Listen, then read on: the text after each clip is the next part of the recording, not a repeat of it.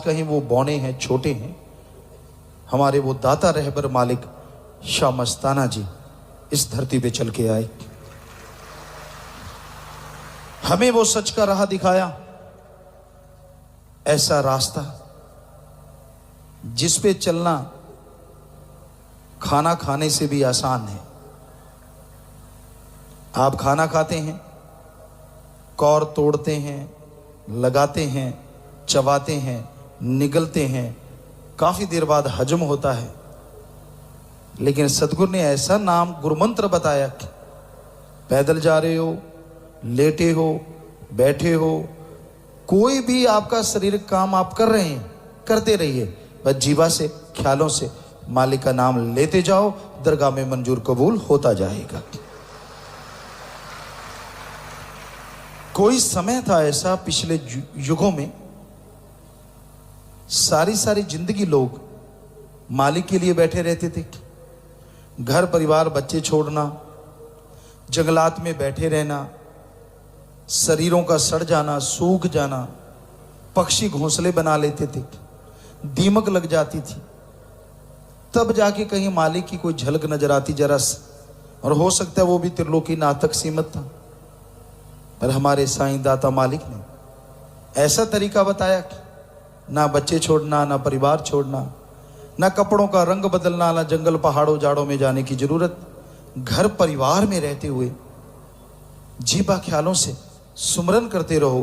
तो घर परिवार में अगर आपकी भावना शुद्ध है, अंतःकरण के विचारों का शुद्धिकरण आपने कर लिया है, तो घर परिवार में रहते भी आप परम पिता परमात्मा को बहुत जल्दी देख सकते हैं। तो साईं का, उस दाता का, उस रहबर का, उस मालिक का जितना धन्यवाद किया जाए, जितना शुक्राना किया जाए, उतना ही कम है। ऐसे मुर्शिद को, ऐसे दाता रहबर को हम अरबों बार नमन करते हैं, सत्कार करते हैं। और ऐसे मुर्शिद कामिल जिन्होंने सीधी सादी बात, लाग ना लपेट, पंजाबी च कहते ठा सोटा, मान लेता आवे ना टोटा। सो वो वाली बात कि सतगुरु ने एक सच्ची बात बताई, लाग लपेट नहीं, कि भाई सुमरन कर लो वरना खल खिंची जाएगी, सुमन कर लो,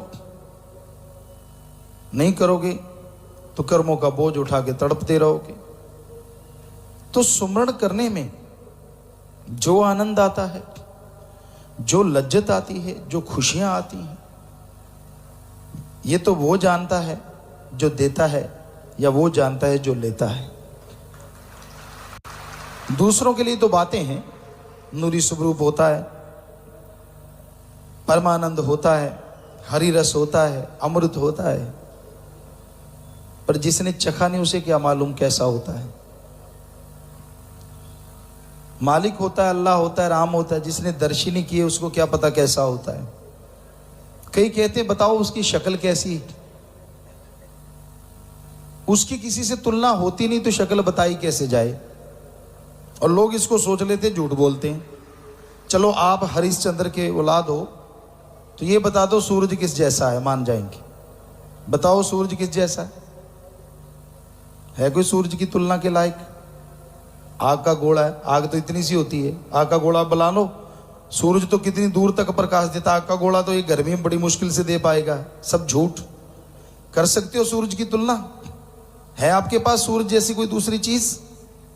अगर नहीं तो जिस मालिक ने ऐसे करोड़ों अरबों सूरज बनाए, उस जैसा कहां से दूसरा लाएं और कैसे बताएं वो किस जैसा है?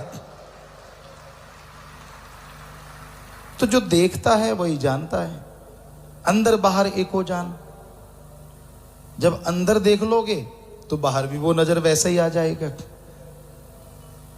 कहता जब तक ना देखूं अपने नैनी तब तक ना मानूं गुरु की कहनी।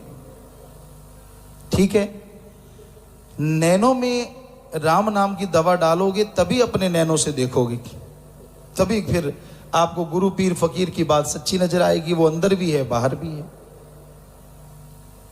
पर गुरु की कहनी तो पहले माननी पड़ती है।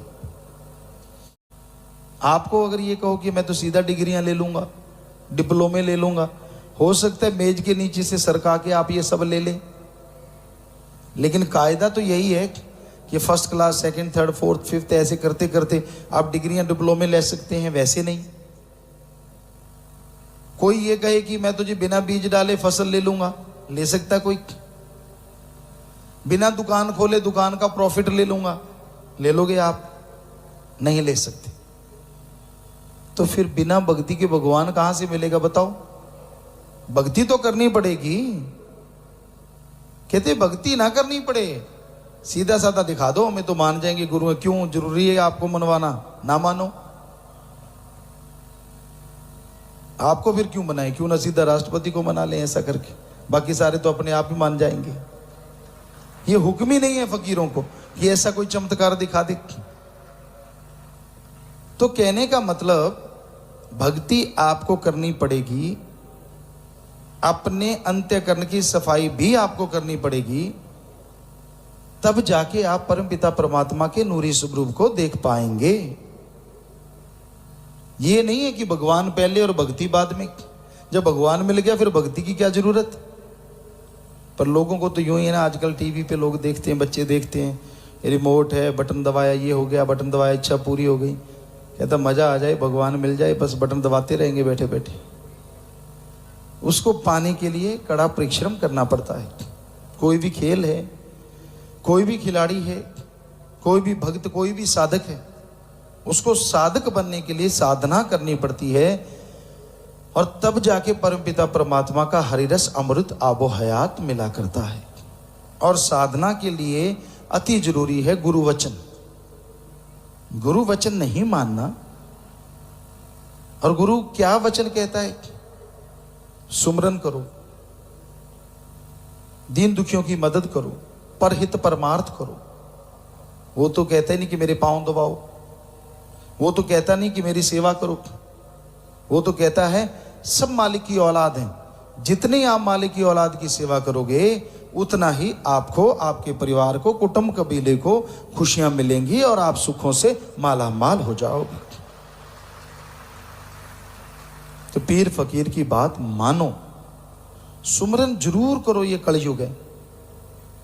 5 मिनट सही, 15 सही, 20 सही, 5 से शुरू करो, फिर 2 मिनट, 7, 9, 11, 15, 20 ऐसे बढ़ाते जाओ। कहीं सोच लो विदि ने 5 मिनट कह दिया कि मन बड़ा शैतान है, 5 कह दिया जी, 5 तो कर ही लिया करेंगे। हमने तो एक दिन के लिए 5 कहा, अगले दिन 7, फिर 9, फिर 11, फिर 15, ऐसे रोज बढ़ाते जाना। कर लो शुरू 5 से, और आधे घंटे घंटे तक ले जाओ। इसमें आपको ही खुशियां मिलनी है। संत इसीलिए आते हैं संसार में कि उसके तमाम जीवों को खुशी मिले। आप जितने भी लोग बैठे हो, आपके बच्चे हैं, आपका परिवार है। आप अपने बच्चों, परिवार के लिए कर्तव्य निर्वाह करते हैं, कर्तव्य पालन करते हैं, अपना गर्ज उनकी पूरी करते हैं। गलत नहीं है, सही है। पर संतों की औलाद तो सारी दुनिया होती है, सारी सृष्टि होती है। आप अपने 2-4 बच्चों के लिए परेशान हो जाते हैं, यार नौकरी नहीं लगा, पढ़ता नहीं, या आवारा निकल गया, ये ढंग से मेरी इज्जत नहीं करता, उसके लिए परेशान हुए रहते हैं, चदरें फाड़ते रहते हैं सोते सोते भी। कैसे ठीक हो, ऐसे ठीक हो जाए, इधर करवट बदली, इधर बदली। अब जरा सोचिए, जिस पीर फकीर के लिए जो मालिक की औलाद है वो खुद की औलाद है, तो वो तो उन सबके भले के लिए करेगा ना, भले के लिए सोचेगा। तो उनका भी ये कर्तव्य होता है, वो भी इस कर्तव्य का निर्वाह करते हैं। तो हम आपको जो बताते हैं, आपकी सेवा में अर्ज करते हैं, वो सब सदगुरु मौला दाता रहबर का ही बताया हुआ होता है। वो ही हमसे कहलवाते हैं ताकि आपका भला हो, आपके परिवार का भला हो। पर मानोगे तो भला होगा ना।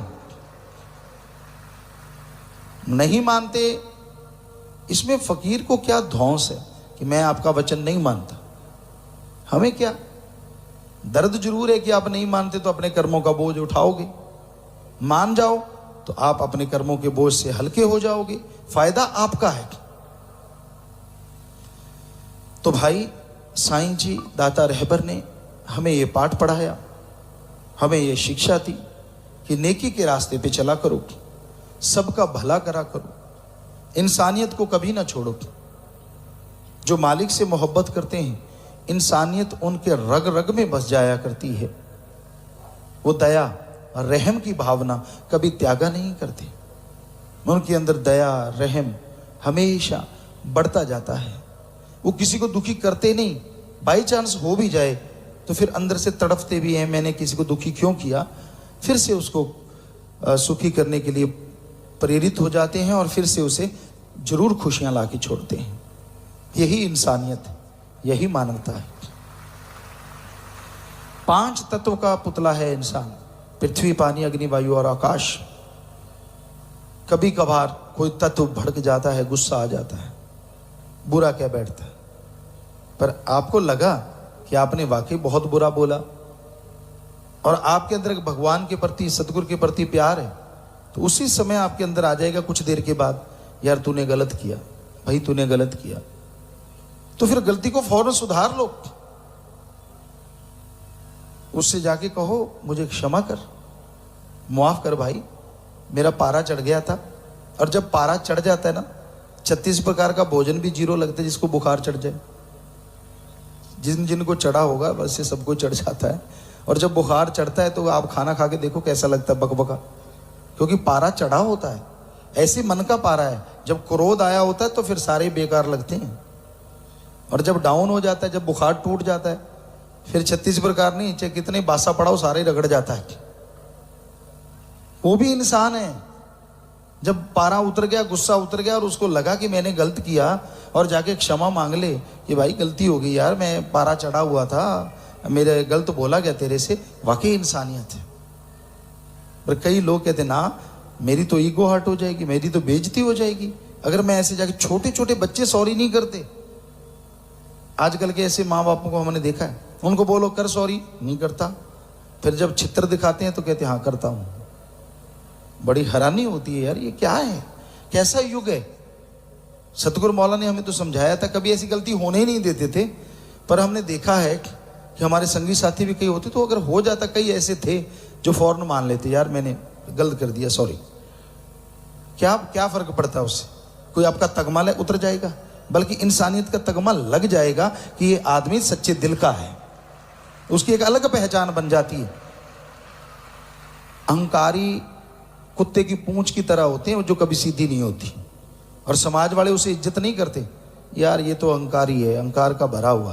तो इसलिए सतगुरु साईं दाता रहबर मस्ताना जी महाराज ने यही सिखाया, दीनता नम्रता धारण करो तो मालिक कण कण में जर्रे जर्रे में